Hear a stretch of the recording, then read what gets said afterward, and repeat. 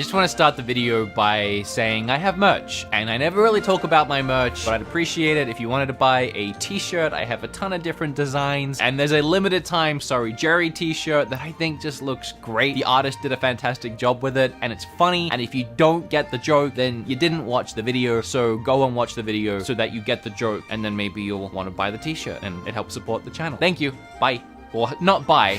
Bye. I am so excited. I haven't made one of these in months. If you haven't seen one before, it's where I dive into the eShop and find 10 amazing games and then compile them all into one big mega review for you to watch. It saves you having to dive in yourself and sift through all the crap that gets released every day. It also helps you not miss the games that released 3 weeks ago that are actually pretty good, but they got buried by a bunch of shovelware and weird mobile games. I've done 20 something of these videos now, I can never remember, but with 10 games in each one, we have reviewed over 200 games in this series alone on the channel, and I'm very excited to add another 10 games today. Because it's been so long since I've done one, I actually had a lot of games to choose from, and I feel really good about every single game on this list, and I hope you find something or multiple somethings that you'll want to go and play after the video. You just want to see some games, right? So let's get started. Like the video, subscribe if you're new, and just have a good time. I'm annoyed. In fact, I'm a little bit upset that nobody seems to be talking about Littlewood. And I don't mean me covered in tattoos on my second channel. That's Littlewood. We don't talk about him anymore. I mean Littlewood, which isn't like a little version of me, or get your mind out of the gutter. No, Littlewood, the game, obviously. It's an adorably relaxing RPG that mixes elements of Stardew Valley and Animal Crossing into something a lot more streamlined. Your story begins at the end of the story, where the main protagonist has just saved the world from an unspeakable evil. Not that they can remember any of it due to their amnesia, but now it's your job to care for and rebuild the town of Littlewood. You'll meet other townsfolk along the way, and you can attempt to convince them into staying in your town. The more people you meet and the deeper the relationships you build, maybe you can unlock some of those forgotten memories of the past. You can explore enchanted forests, fishing towns, mining caves, harvesting materials by chopping wood, mining ores, catching bugs, fishing, building structures like taverns or a lumber mill, completing quests, taking townfolk requests to unlock new relationship paths. It's all here.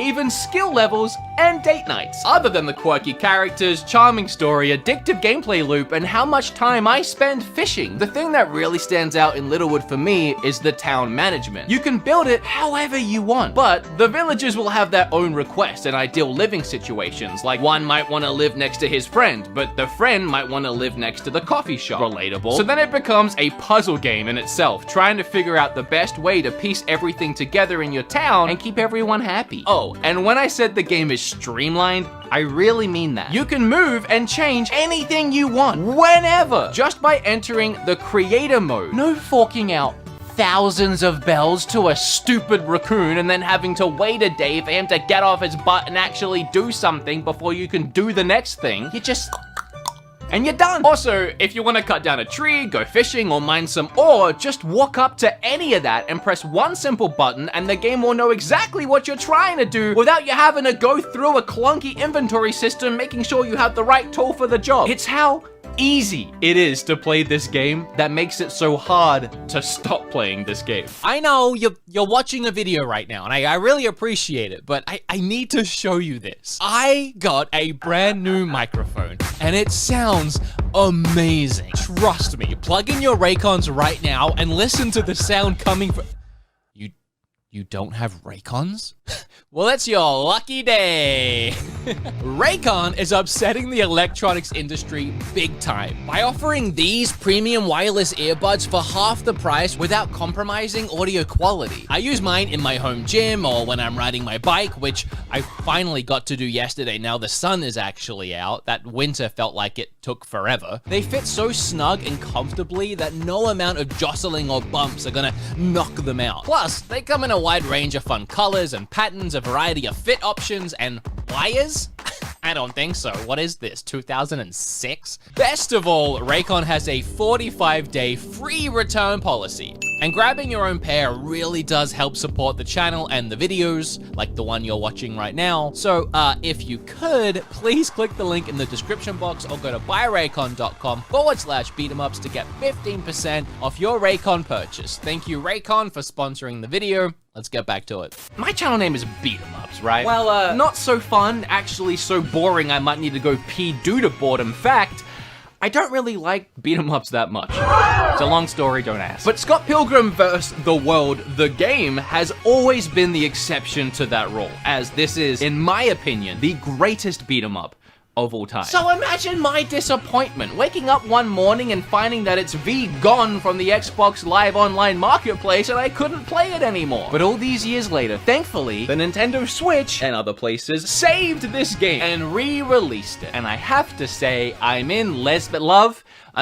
once again. To start, visually, the game is a masterpiece, with a beautifully animated and vibrant pixel art style that represents the original graphic novel art style perfectly. Cute characters and wonderful world design. It's fantastic. Next, the music! Oh my lord, it's like the best part. Scott Pilgrim is synonymous with its music, so of course the game is pumped full of incredible pop rock chiptune beats composed by the band Anamanaguchi. The entire soundtrack is just perfect. Catchy, it'll get stuck in your head for weeks, and it even topped Billboard charts after it released. As for the gameplay, on the surface, it appears as a standard punch-and-kick beat-em-up, but it has so many extra layers the further into the game you play. Around the levels, you can enter storefronts and purchase food or items. These can heal you or be equipped to you, boosting your attack and defense stats, adding an RPG-esque element into the mix, which is crucial as the difficulty level ramps up quick, becoming almost insufferable early on unless you really utilize all the upgrades available to you. So make sure to get collecting all those coins the enemies spit out once they explode, cause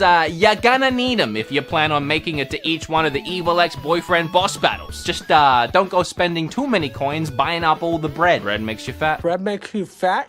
Look, I don't got all day, right? We all have places to be, we all have loved ones to hang out with, and if you don't, then we don't have all day. And I got a lot to say about a lot of the games on the list, so I'm gonna keep Doom Eternal pretty short. I mean, you know what it is. You know it's good. I still don't know how they crammed either of these Doom games onto the console. With how fast-paced and furious they are, you would think the Switch would just implode and then explode in that order if you even put a Doom disc near it. But nah, it plays great, with little to no compromising other than some lower frame rates and blurrier visuals. It's actually kind of funny that Doom Eternal even qualifies for this video, because my own little personal rule is that these games have to be digital only with no physical release. And while the first Doom got a physical release, I guess Bethesda decided it wasn't worth doing this time around, which is a shame because the game is really fun.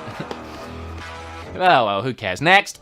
2 years ago, I made an awful video. Please don't go watch it. It was bad. But it was about upcoming indie games that I was really excited for that were coming to the Switch. And one of those games was Monster Sanctuary. That day has finally come, and I get to review it now. It's like full circle. I also played it on Twitch, so you might have already seen me play it. Monster Sanctuary is what would happen if you put Pokemon and Metroid into a room and just shoved a ton of wheat down their throats. Sorry, I've been playing a lot of Minecraft. It's a wonderful mix of both. You start the game by picking your familiar, and I don't know how you're supposed to choose between all these good boys, but once you're done disappointing 3 of them, you can begin your adventure. You embark on your epic quest, using the powers of the monsters you collect along the way, unlocking an ever-expanding Metroidvania-inspired world. Not only do the monsters aid you in battle, but they also expand your reach within the world, cutting down vines, smashing walls, or gliding over gaps depending on your creature's unique ability. Each monster also has their own unique skill tree, and you can even equip them with items for some reason. You can give a bird a sword. I don't know why, but you can. So there's a lot of customization here with your teams. What I love is that the turn-based 3v3 battles are activated in real time in the game world. And at the end of each battle, there's a chance the enemy will drop an egg that you can hatch and of course add it to your team, but there's also a chance that that monster will be rare.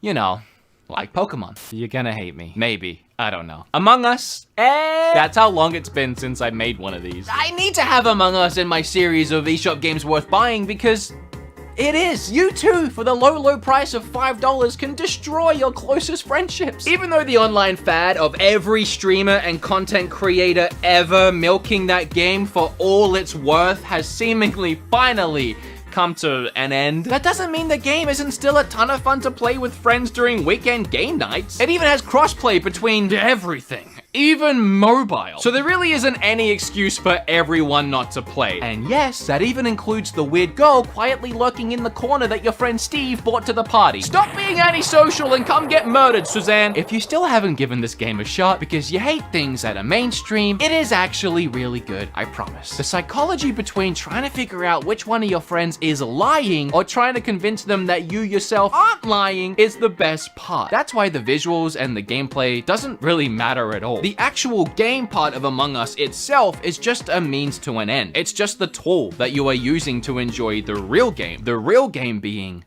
the lies. Oh, unless you have no friends. I mean, because playing online with randos that don't have voice chat just sucks big time. So, Ghost Runner is a cyberpunk... Sorry, I just got a shiver down my spine. Ghost Runner is a cyberpunk action game, similar to Mirror's Edge, where you traverse dangerous environments by dashing, jumping, wall running, and grappling. You also have enemies to deal with, but you gotta be careful because both you and them get killed in one hit, which is fantastic when you're on a great flow, ripping through the levels, dicing up bad guys with your super sharp katana, and even using Max Payne's slow down time ability to dodge and deflect bullets in midair. It's all one incredible feeling until you stub your toe on that one lone bad guy and then you gotta try again. Thankfully, the reload time is super quick, so you will never be waiting long before trying a new approach. But, there's a couple of hang-ups here. This doesn't happen often in these videos because these videos are supposed to be eShop games worth buying. And Ghost Runner is... but you're better off buying it anywhere else. PC, PlayStation, Xbox, Stadia, if it's even on Stadia, you name it, you're better off buying it anywhere else. The visuals on Switch were downgraded so much, and I mean so much, that it barely even looks like the same game in places. It probably could have used like a Borderlands style cel-shaded filter thrown over everything to hide its extreme ugliness. Yeah, as such, it actually makes it super hard to see enemies at times. Hard to see their attacks and movements, which can lead to very frustrating deaths that feel out of your control. Also, it's a fast-paced and furious game that deserves to be played above the Switch's locked 30 FPS. If you have no other way to play this game, then the Switch port will get the job done, and it's a ton of fun. Just make sure that this version is a last resort to play an otherwise brilliantly fun game. You know, what I love most about making these videos is stumbling upon a true hidden gem of a game. A game that flies quietly under the radar. It's easy to miss, and even if you do see it at first glance, it might not be what you think it is. And Lo-Fi Ping Pong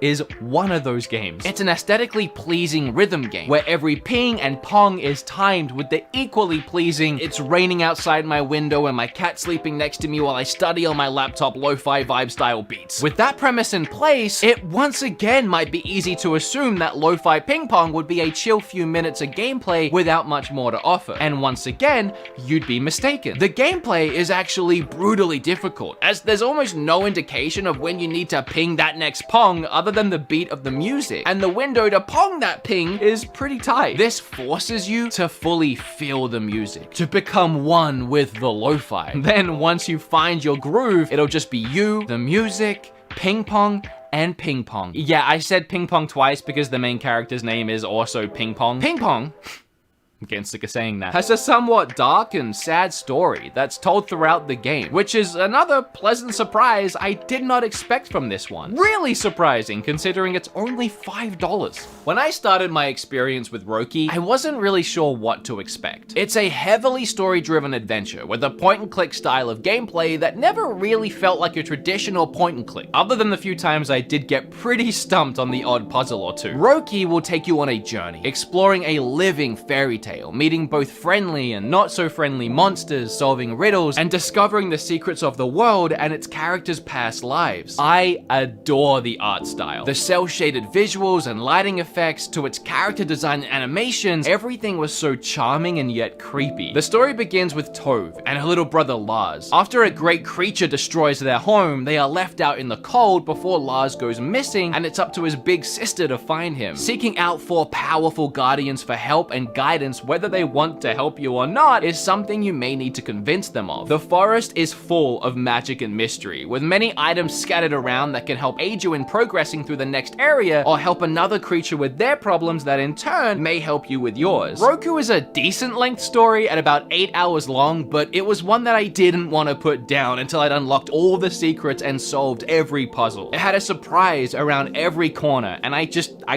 thoroughly enjoyed this one. I do love point and clicks in general. I'm a sucker for them, but I really like this one. Cyber Shadow can be considered in many ways a spiritual successor to old school NES Ninja Gaiden. And if right now you're having a stroke because you could swear you've heard me say that before, I have, about The Messenger, which was another game that was inspired by old school Ninja Gaiden. But both of these games took very different approaches to their style and gameplay experiences. Cyber Shadow starts you as a somewhat traditional ninja warrior, waking up in a futuristic cyberpunk world. Sorry, that keeps happening today.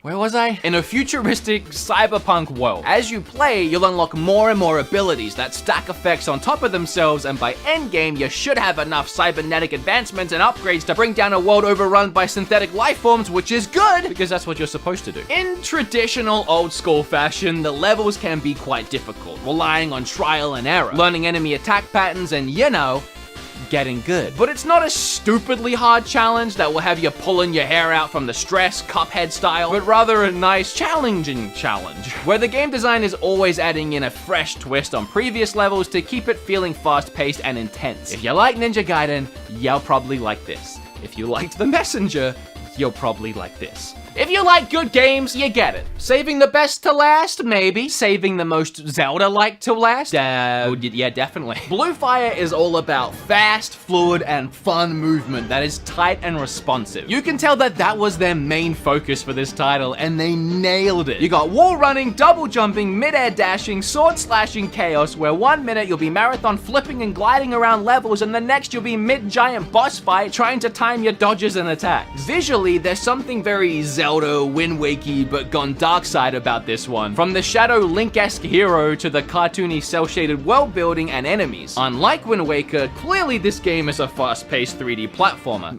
But again, like Wind Waker, we also have an open-ish world, but dungeons. We got dungeons to explore. There are 2 big challenges to face in Blue Fire. The first is not slipping and dying while throwing your body at platforms like they owe you money, and the second is how squishy you are during the combat. You can only take a couple hits before it's game over, so it really comes down to you using the environment and abilities to your advantage in every single battle. It's a really rewarding sense of progression as you play and upgrade your abilities, like the amount of time you can spend in the air, attacking and dashing. Areas that would be tricky to traverse early game, I'd find myself flying over them by the end of the game. Zelda and Dark Souls, the 2 games that 80% of games seem to get compared to these days. But in the case of Blue Fire, it really is like Zelda and Dark Souls and had a baby with a little bit of Mario mixed in. And if you ask me, that's a fun 3-way.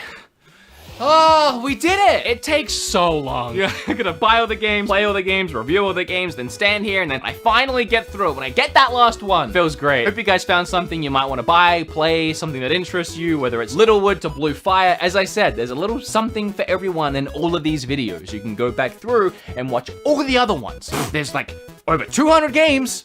If you don't find something that you want to play, you're being picky. You're being unreasonable even. So be reasonable and hit like and subscribe if you haven't already. Maybe check out the merch if you wanna, but also check out the sponsor of the video, links down below. And that is everything. Have a great whatever today is. Bye.